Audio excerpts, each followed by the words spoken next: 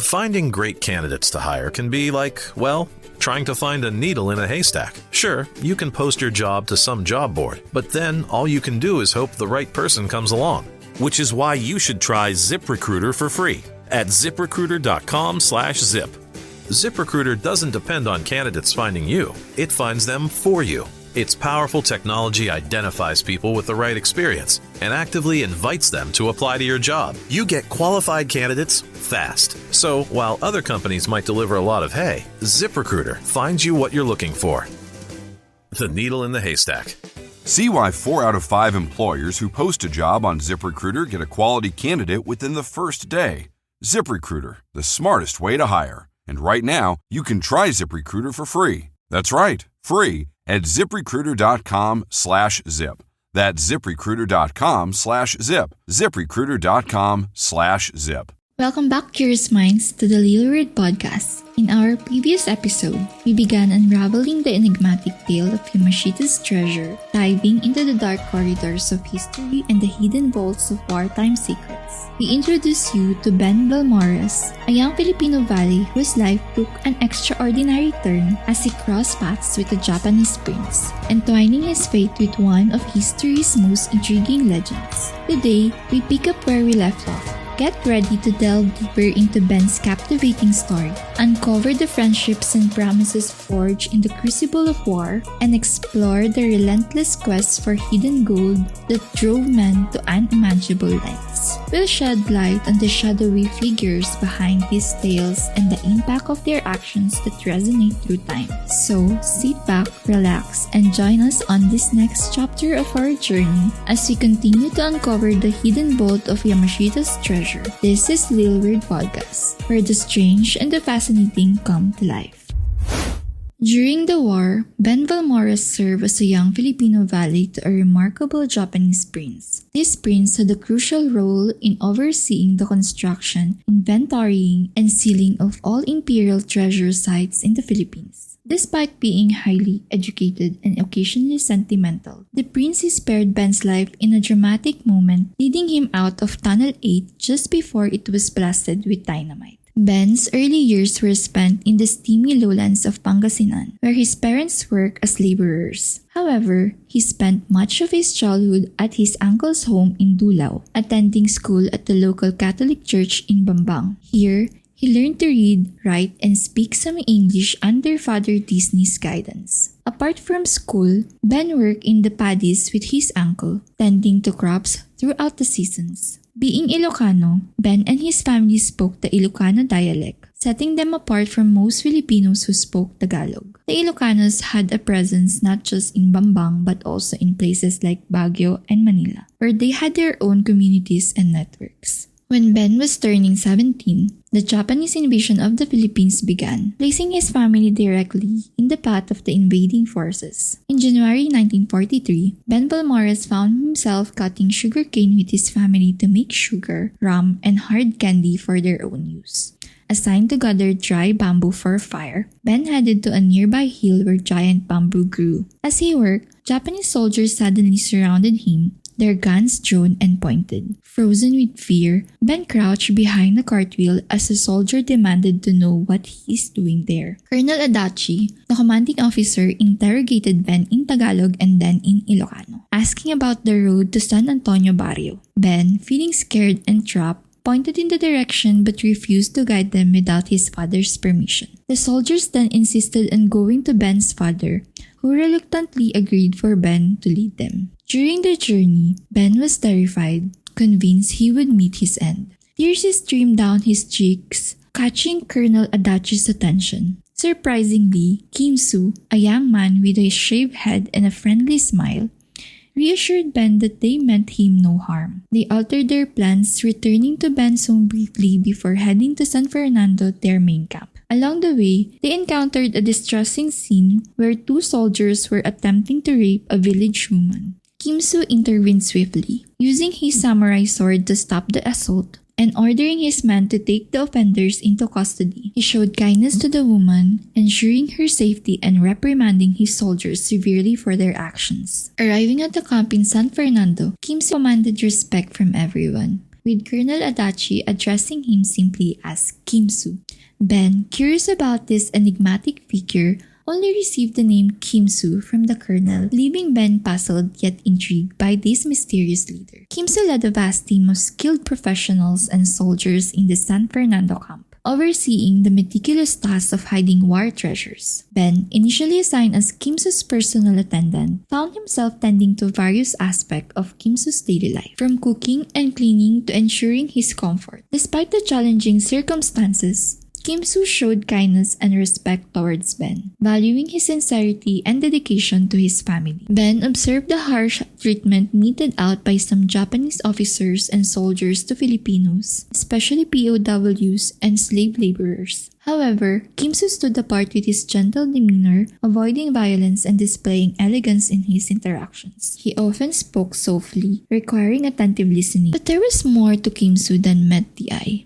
In private conversations, he hinted a hidden identity and shared snippets of his past, leaving Ben intrigued and curious. His smooth demeanor and careful choice of words hinted at a deeper story waiting to be unveiled. Who was this enigmatic figure, and what secrets lay beneath his elegant facade? The mystery surrounding Kimsu added an air of suspense and intrigue to Ben's interactions with him, making each encounter a captivating journey into the unknown. But then Kimsu later confided in Ben about his true identity as Prince Takeda, using the codename Kimsu Murakushi during the war. This revelation added an intriguing layer of secrecy to their relationship, as Kimsu entrusted Ben with valuable information and urged him to maintain absolute silence on such matters. Prince Takeda Tsuneyoshi, also known as Lieutenant Colonel Miyata, was a descendant of Japan's Meiji Emperor and played a significant role in directing Golden Lily operations across Asia during World War II. While officially stationed in Saigon, he took charge of Golden Lily's field operations in the Philippines, overseeing the construction of large cavern sites including one near his camp in San Fernando. Prince Chichibu was the overall commander in Manila, focusing on crucial treasure sites. But Prince Takeda's responsibilities extended to coordinating engineers at 174 other treasure locations throughout the islands. His duties involved traveling extensively across Southeast Asia to manage the transportation of war loot and making frequent trips back to Tokyo. Adjacent to San Fernando Army Camp where Kimsu operated was one of the largest treasure vault complexes in the Philippines. Kimsu and his team spent 3 years expanding 3 natural caverns, reinforcing them with steel and concrete, and connecting them with tunnels. The main vault, known as Tunnel 8, was massive, comparable in size to a football field. It linked to 2 other caverns, Tunnel 9 and the graveyard site, beneath another nearby army camp and Bambang Cemetery, respectively. It linked to 2 other caverns, Tunnel 9 and the graveyard site, beneath another army camp and Bambang Cemetery, respectively. These caverns were strategically located and meticulously sealed before the war ended. Interestingly, there was another entrance to Tunnel 9 from a separate army camp to the north, unbeknownst to Ben, as it became General Yamashita's headquarters in the later stages of the war. At San Fernando, the entrance to Tunnel 8 was concealed, resembling a simple hole in the ground with a basic elevator leading down to the tunnel. By mid-1944,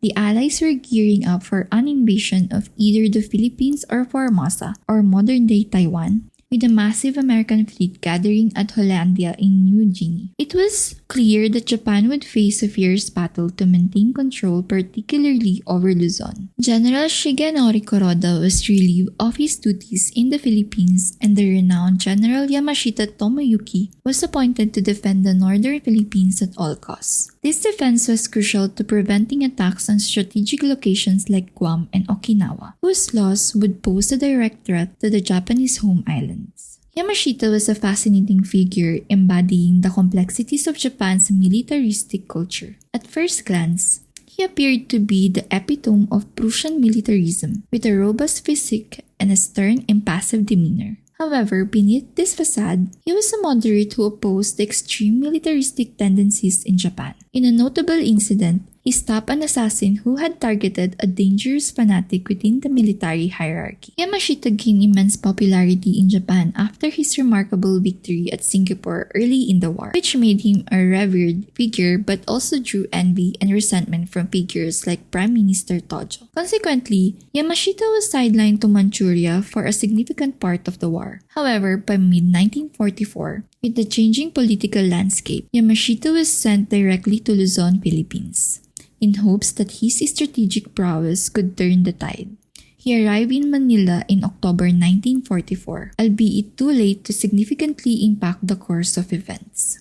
During his final 10 months in the war, Yamashita, a personal friend of Prince Chichibu from their earlier military service together, monitored progress at numerous Golden Lily sites across Luzon, from Baguio in the west to Apari in the north. These sites were crucial as they housed the last truckloads of gold bullion and treasures being moved to secure locations in the mountains north of Manila, where Yamashita planned to make his stand against advancing Allied forces. Yamashita faced a challenging situation on Luzon, with over 275,000 troops under his command, including infantry and armored divisions. However, his forces were a mix of recovering soldiers, survivors, and support personnel. Recognizing the impossibility of defending Manila, he made the difficult decision to withdraw from the city and declared it open to avoid its pointless destruction. The control of Manila was complicated by the Japanese Navy, particularly Rear Admiral Iwabuchi Sanji, who disregarded Yamashita's orders to withdraw inland. Instead, Iwabuchi chose to wreak havoc in the city, ignoring the devastation it caused to civilians. He had his own motives, having been involved in hiding substantial war loot on Corregidor and knowing about the treasures hidden by Prince Chichibu in Manila. As US aircraft dominated the skies, escape by sea was impossible. Iwabuchi, perhaps sensing the hopelessness of their situation, opted for a destructive path, unleashing his marines on a brutal rampage against civilians. Amidst the chaos,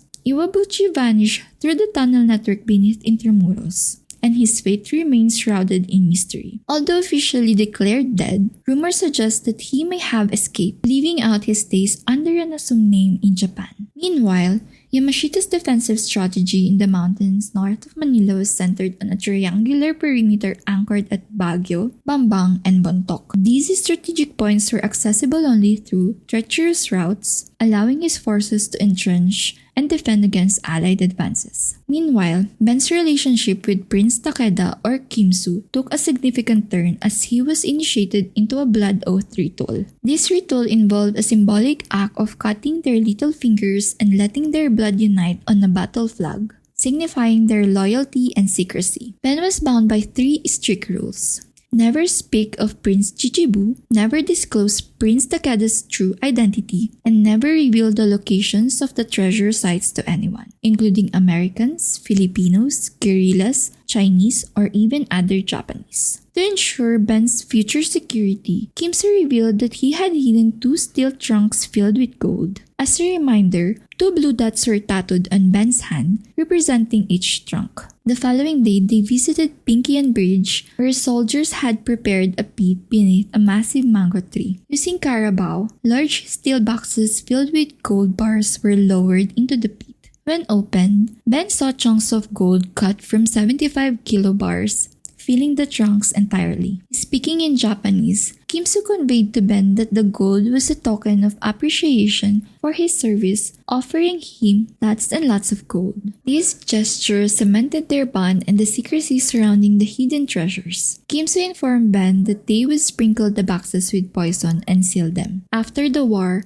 Ben was instructed to return alone to recover the boxes. He would pour kerosene over them and burn up the poison before opening them to retrieve the gold safely. The gold bars were cut into smaller pieces for easier selling without drawing too much attention. Kimsu encouraged Ben to use the gold to buy a large ranch, marry a girl from the village they admired, and have many children to help run the ranch, leaving Ben astonished. While they were finishing burying the treasure, another Golden Lily team led by Prince Chichibu arrived at the Pinkian Bridge. Chichibu, dressed similarly to Kimsu, appeared frail and unwell, coughing frequently. Despite their high ranks, Kim-soo and Chichibu showed no emotion or formalities towards each other. In the ensuing days, there was a rush to bury remaining treasures as the American forces advanced. Yamashita relocated his headquarters to Bambang but never visited Kim-soo's camp. Instead, he used a separate entrance to an underground bunker in Tunnel 9.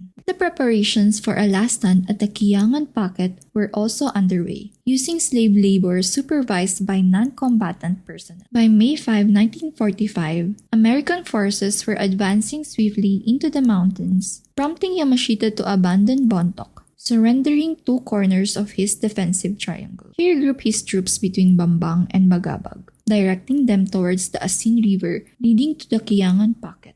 Despite the rugged terrain, Bagabag was just 25 miles north of Bambang, with the pocket's edge a mere 5 miles west of Bambang. Supplies were stockpiled there, including carabao herds and harvested rice from the Cagayan Valley, ensuring provisions until September. Yamashita hoped that the impending rains and typhoons would deter American air attacks. Towards the end of May 1945, Kim-soo embarked on a secret journey north with Ben. They met with Prince Mikasa in Bagabag before heading towards Apari along the Cagayan Valley and then turning towards a small bay. There, they boarded a patrol boat and crossed to the north side of Kamigin Island, where a Japanese submarine awaited. Kim-soo negotiated with the submarine's captain for a rendezvous the following week while Ben and Prince Mikasa stay aboard the patrol boat. Ben felt Kim-soo brought him along to ensure his safety in his absence. By early June, Yamashita's units near Aritao engaged in battles with U.S. tank battalions, hastening the retreat into the Kiangan Pocket. On the evening of June 1, a farewell gathering was held for the 175 Golden Lily Chief Engineers inside the underground conference room of Tunnel 8. By then, all remaining treasure had been securely hidden in Tunnel 8, Tunnel 9, and the cemetery site,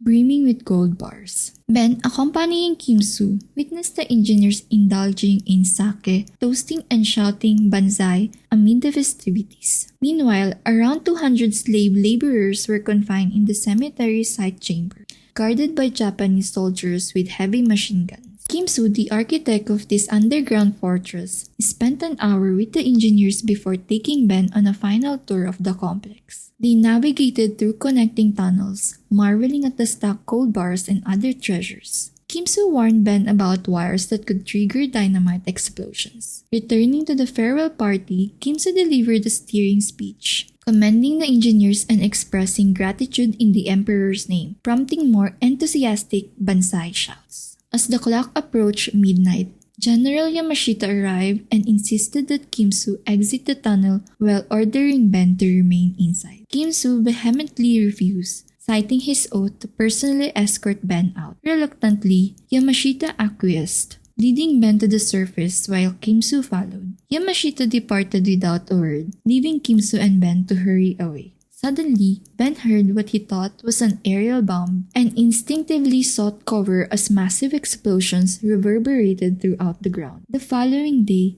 a significant sinkhole marked the collapse of connecting tunnels, hinting at the fate of those trapped underground. As the ground settled from the tremors, Ben witnessed Kim-soo's tears and realized that Kim-soo had followed through with the devastating act because of a direct order from the emperor. Many of Kim-soo's staff, including Navy Captain Honda, were entombed with the engineers. Upon reaching Ben's house, Kim-soo revealed that it was time for him and Colonel Adachi to depart. They intended to head to Kamigin Island that night, where a submarine awaited to transport them back to Japan.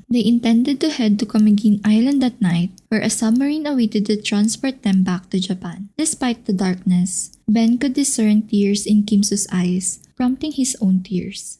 Kim-soo urged Ben to return to his father on the farm, emphasizing not to join the guerrillas or align with the Americans, but to stay and assist his father with rice planting. Kim-soo relinquished his leather satchel and sword, handing the tunic and sword to Ben. He then entrusted Ben with the satchel containing a set of mops, instructing him to safeguard them in a wooden box buried behind the house. He emphasized the oath never to share the mops with anyone and to wait for his return, repeating the mantra Asha 10 times. Kim-soo reiterated the warning against joining any factions, stressing that doing so would lead to danger from the Japanese. With a final plea and another repetition of the mantra, Kimsu departed for good. Ben watched Kimsu's departure, holding onto the sword, satchel, and tunic before entering the house, carrying with him the weight of Kimsu's parting words and the responsibility of preserving the maps until Kimsu's return or passing. As the sunrise heralded a new day, General Yamashita retreated up the Asin River into the Kiyangan pocket, where he would spend the last 3 months of the war. Meanwhile, the sword that Prince Takeda had bestowed upon Ben carried a rich history. Crafted from man-made steel folded with darker metal from a meteorite and encased in a sheath of wood and leather. It was a gift from Kimsu's grandfather, Emperor Meiji, who cherished fine swords. Unaware of its immense value, Ben used it for practical purposes, cutting rice stalks during harvest and tending to the fields in the following years. When spring arrived, Ben donned the white tunic adorned with the red and gold chrysanthemum patch on the left breast while plowing the fields. However, his father cautioned him against wearing it publicly, fearing reprisal as a collaborator. Despite the passing years, both the tunic and the sword endured, serving as a tangible reminders of Ben's oath.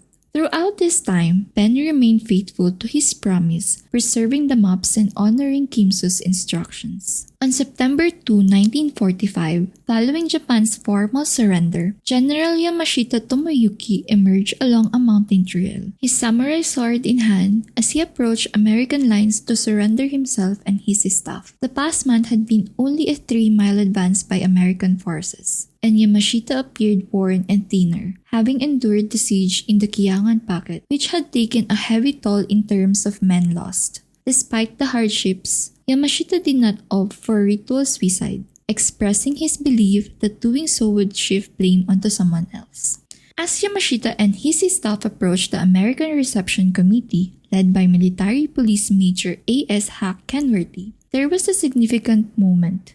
Lieutenant Colonel Leslie M. Fry, an eyewitness, noted that the younger Japanese personnel came forward carrying neatly stacked gold bars, totaling half a metric ton. Yamashita, in a gesture of surrender, unbuckled his sword, bowed deeply, and presented it to Major Kenworth. However, the aftermath of Yamashita's surrender took a grim turn. 5 months later, on February 23, 1946, after a trial marked by controversy and what many saw as a miscarriage of justice, Yamashita was executed by hanging. Interestingly, the charges against him did not mention plundered treasure or wartime looting. Instead, Yamashita was accused of war crimes due to atrocities made by Admiral Iwabuchi's sailors and marines in Manila, actions that went against Yamashita's explicit orders. Yamashita's trial and subsequent conviction were indeed unprecedented in history, marking the first time a defeated enemy nation's general was tried for alleged war crimes by the United States as a sovereign power. However, the circumstances surrounding the trial raised serious questions about the fairness and legality of the proceedings. The tribunal in Manila was not composed of legal experts, and there were allegations that the prosecution was pressured by MacArthur's headquarters to hasten the trial, minimize court procedures, and rely on hearsay evidence. Yamashita's defense team appealed to the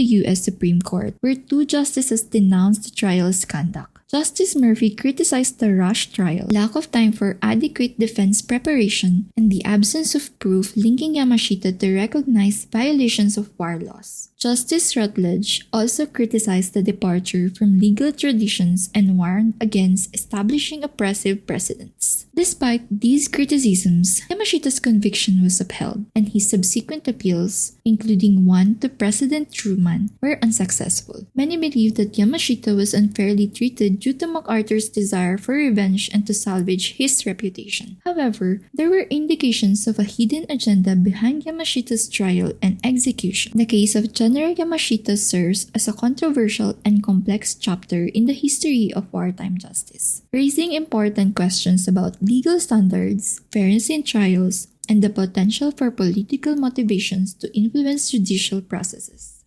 As the dust settled after World War II, the search for Yamashita's treasure became increasingly frantic. The rushed trial of General Yamashita was driven by a hidden agenda. The goal was not only to deliver swift justice, but also to suppress the deeper secrets and power struggles entwined with the hidden wealth. As the legal proceedings drew to a close, Those in pursuit of the treasure realized that direct questioning of Yamashita yielded few answers. They had to pivot, delving into the shadows of his inner circle for the clues they desperately sought. Encountering this roadblock, they focused their strategy on his trusted driver, Major Kojima Kashi. Leading this clandestine operation, cloaked in intrigue and suspense, was Severino Garcia Diaz Santa Romana, better known by the enigmatic moniker Santi. Despite the atrocities, Santi and his team operated with precision and caution. Their goal wasn't revenge or retribution. It was information. They needed to extract vital details from Major Kojima without causing harm or tarnishing his memory. What Santi sought was the truth about the hidden gold. He wanted Major Kojima to divulge every secret location where General Yamashita has stashed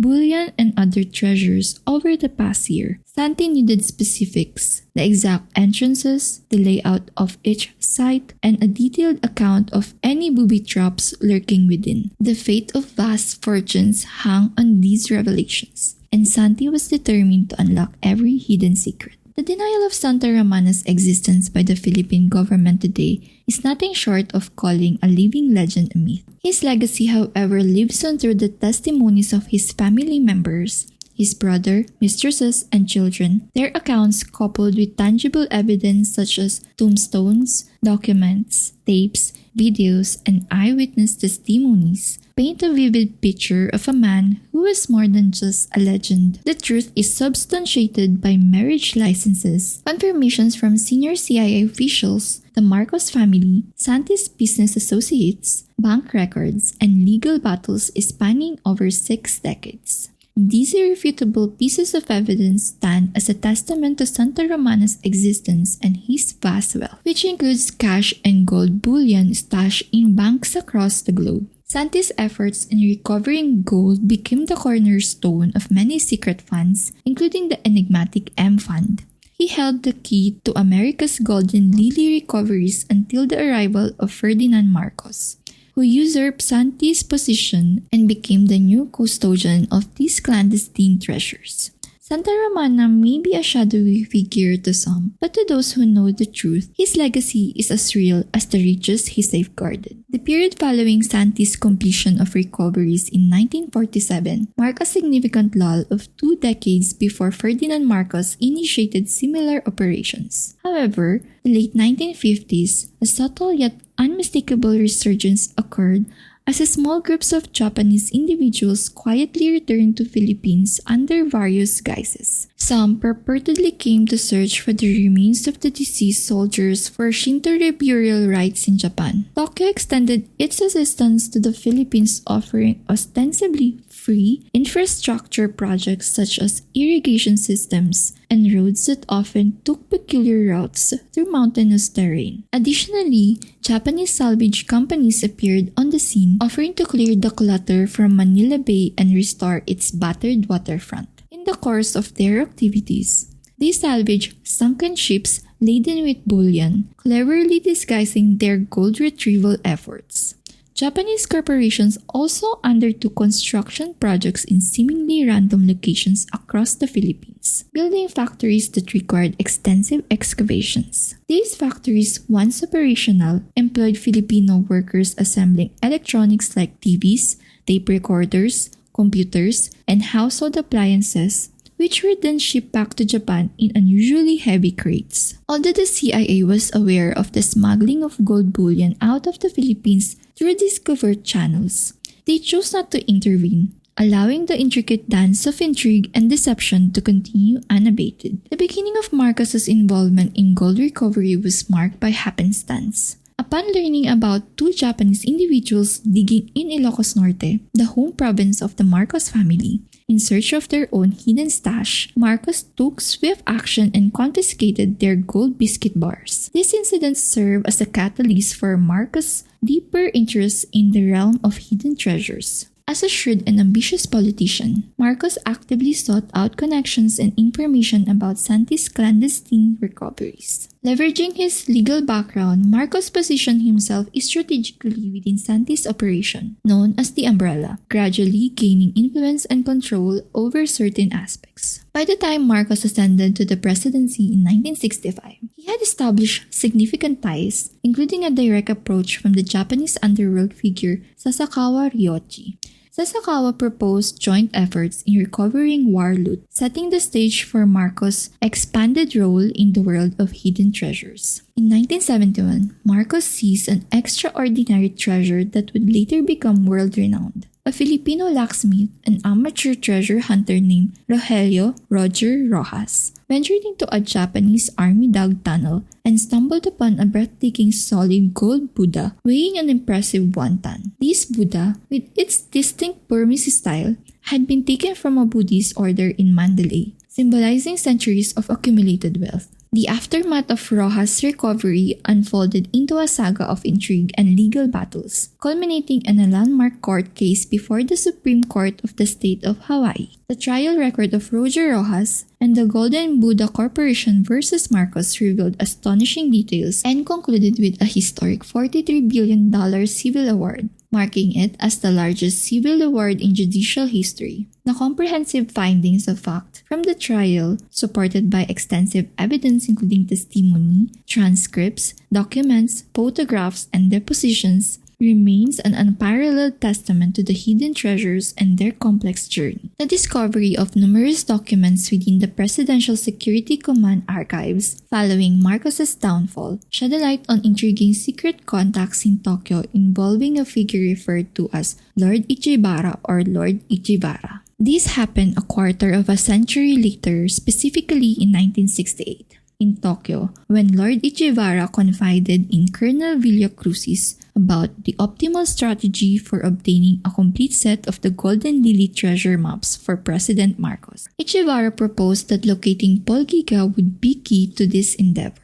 Once Giga was found, Villacruz could enlist his expertise to trace the whereabouts of Ben Balmores, who served as the wartime valet of Prince Takeda. This strategic approach hinted at a calculated and intricate plan to access valuable information and assets related to the Golden Lily operations. This mysterious individual's willingness to collude with President Marcos presents curious contrast to the known loyalties of Prince Takeda. While Kimsu would have likely kept Marcos at a distance from Ben Balmores, it appears that Lord Ichibara played a pivotal role in directing Marcos towards Ben. The implications of this clandestine collaboration raise questions about hidden agendas, shifting alliances, and the intricate web of connections in the pursuit of hidden treasures and covert operations during that era.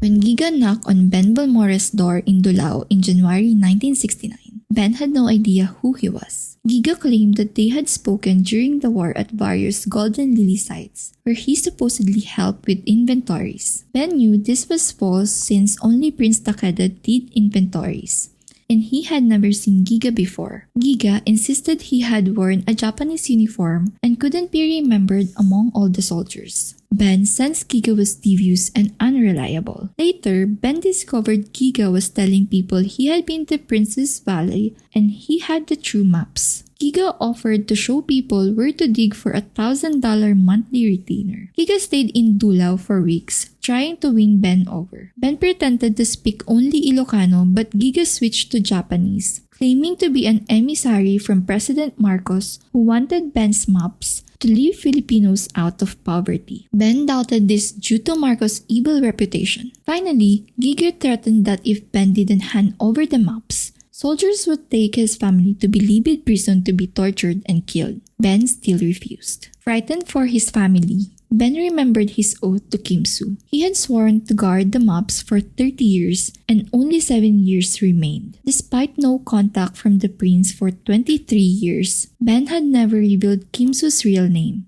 To protect his family, Ben decided on a compromise. Ben reserved his 3 favorite sites from the 175 Red Series maps, Tunnel 8 and Tunnel 9, near Bambang and Montalban east of Manila. Out of the remaining 172 maps, he picked 40 he deemed minor or very challenging. If pressed or threatened, he could hand this bundle to Giga for Marcos. Days later, Colonel Villacrucis appeared at Ben's door in the dead of the night, demanding the maps for a presidential mission. Ben, bound by his oath to Kimsu, hesitated but eventually relented, given assurances of their safe return. Ben nervously accompanied Villacrucis to Manila, presenting the bundle of 40 maps. However, instead of meeting Marcos, they rendezvoused with high-ranking officials, engaging in an eerie display of power and intimidation. The maps intrigued them, but their understanding was limited. Ben, coerced and fearful, was whisked away to various locations, each encounter laden with threats and suspicion. A call to Tokyo linking Ben to his past and oath ended abruptly, leaving Ben shaken. Despite promises, the maps never reached Marcos.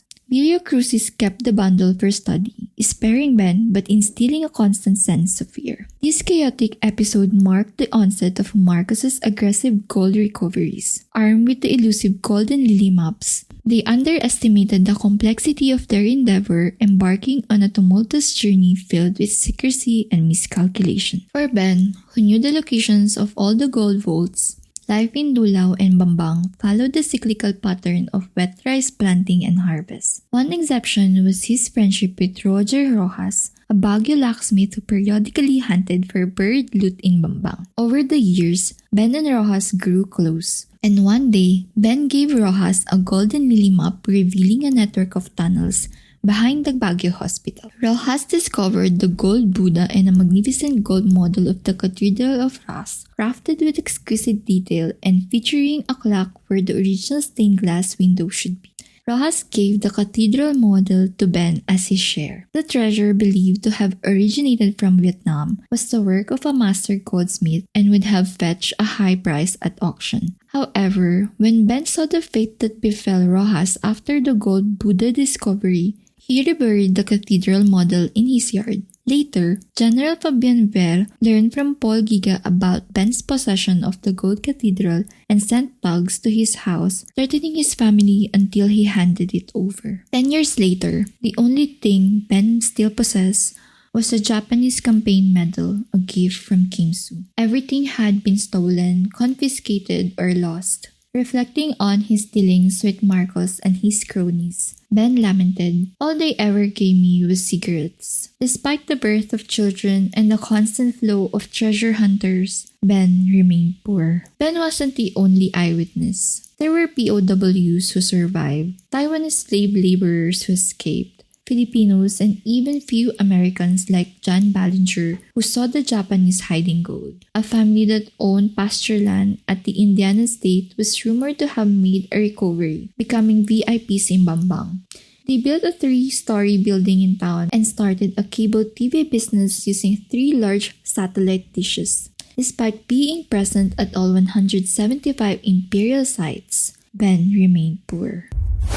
Takeda returned to Manila in 1974 after the Tunnel 9 recovery was complete. After leaving Ben in June 1945, Takeda was welcomed by his cousin Hirohito and sent to Manchuria as a chief financial officer of the Imperial Army. Post-war, he ensured the Kwantung Army's surrender compliance and then returned to Tokyo. When the peerage system ended, he became Mr. Takeda Tsuneyoshi, marking the end of Takeda no Miya princely house.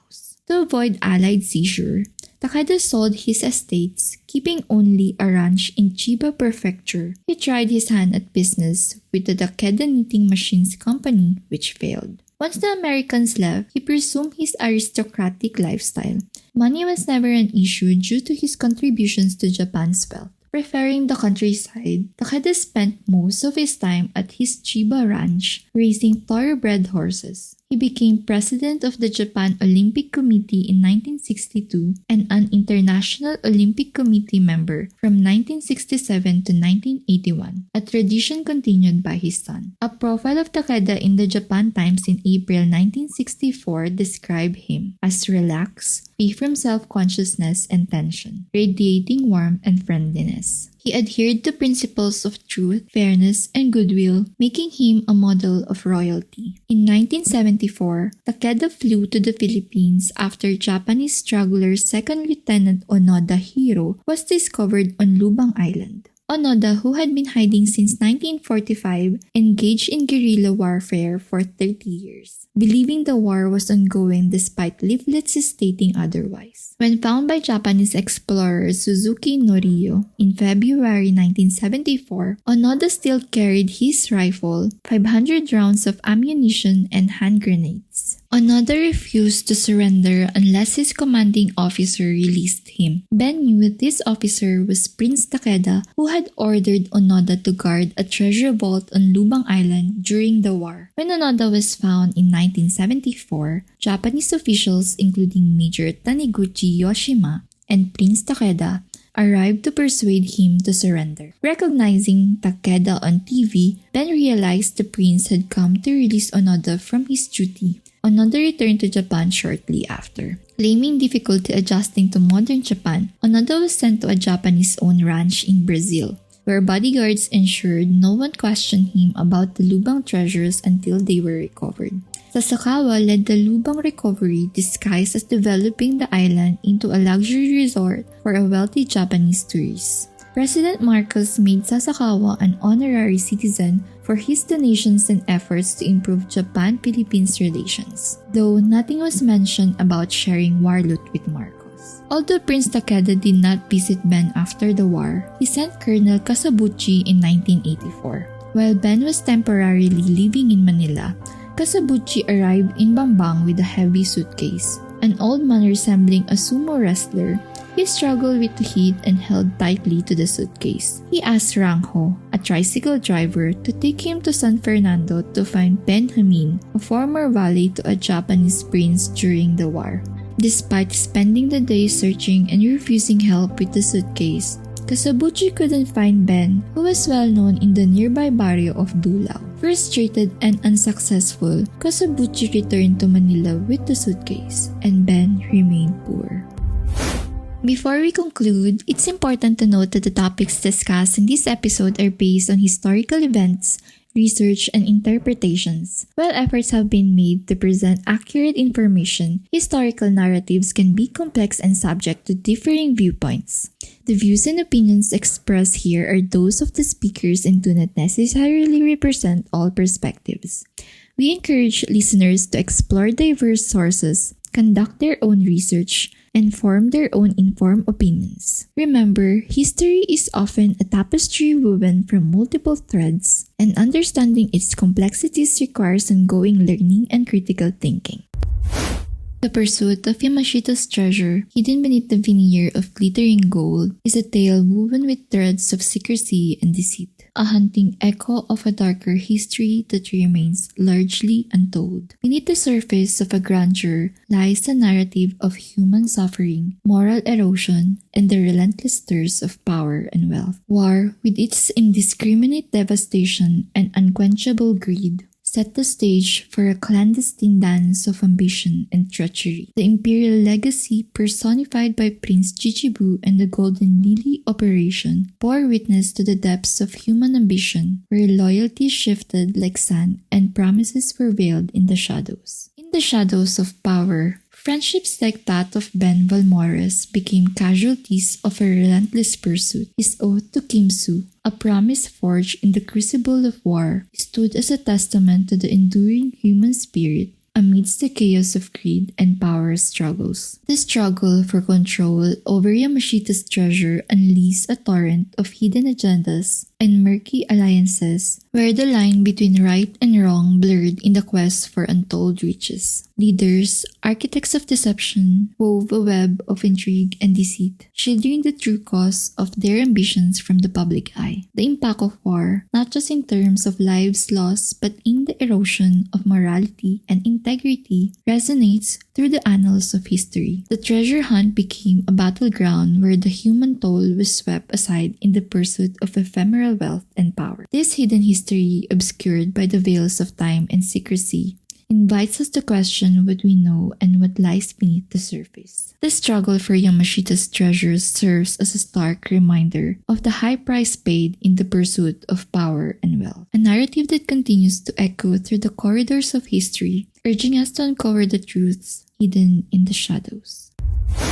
In the twilight of war and the dawn of ambition, our shared histories intertwine, revealing the intricate dance of power, wealth, and human nature. As we tread the paths of the past, we uncover not just treasures hidden in vaults, but the buried truths that shape our world. Let us not be content with the surface narratives but delve deeper, questioning the shadows cast by the leaders and the untold stories of those caught in the crossfires of ambition. In the silence of forgotten voices and the whispers of hidden agendas lies the essence of our shared journey, a tapestry woven with threads of courage, betrayal, and resilience. As we navigate the complexities of history, let us remember the lessons of the past and carry them forward, illuminating the shadows, honoring the sacrifices, and seeking the truths that define our humanity. For in this quest lies the hope for a future where the echoes of war fade and the light of understanding guides us towards a more enlightened world.